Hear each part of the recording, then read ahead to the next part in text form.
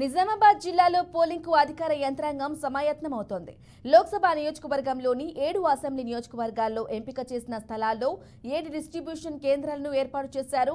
రేపు ఉదయమే పీఓలు, ఏపీఓలు, ఇతర పోలింగ్ సిబ్బంది చేరుకోనున్నారు. వారికి ఆర్ఓల పర్యవేక్షణలో ఈవీఎంలు, పోలింగ్ సామాగ్రిని పోలింగ్ సిబ్బందికి అప్పగిస్తారు. ఇక లోక్సభ నియోజకవర్గంలో 17,04,867 మంది ఓటర్లు ఉన్నారు.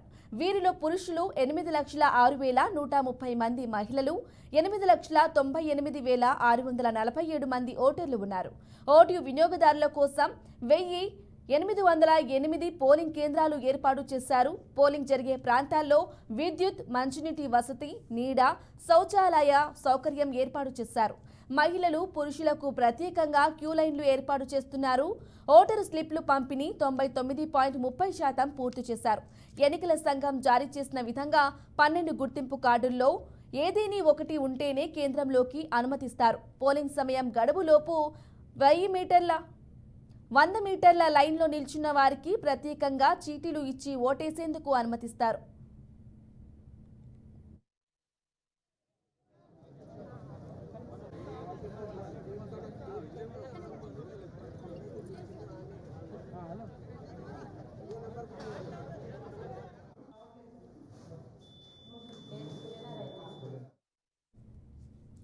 ఈ నేపథ్యంలో అన్ని పోలింగ్ కేంద్రాల వద్ద భారీ బందోబస్తును ఏర్పాటు చేశారు.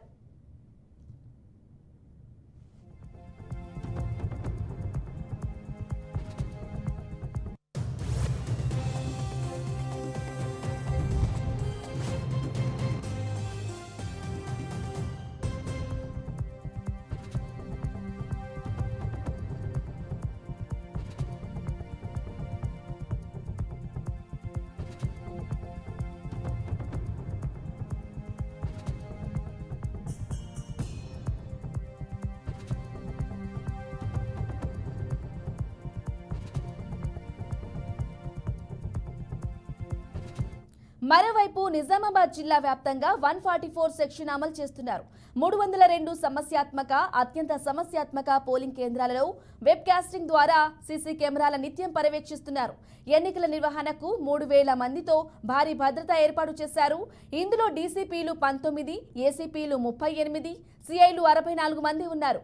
నియోజకవర్గం పరిధిలో ఇప్పటి వరకు 365 కోట్ల 65 లక్షల విలువ చేసే 14 కిలోల గంజాయి, 29 లక్షల రూపాయల విలువ చేసే ఆభరణాలను పోలీసులు సీజ్ చేశారు. అదేవిధంగా 126 లైసెన్స్లు, తుపాకీలు ఉండగా అందులో 61 స్వాధీనం చేసుకున్నట్లు పోలీసులు తెలిపారు.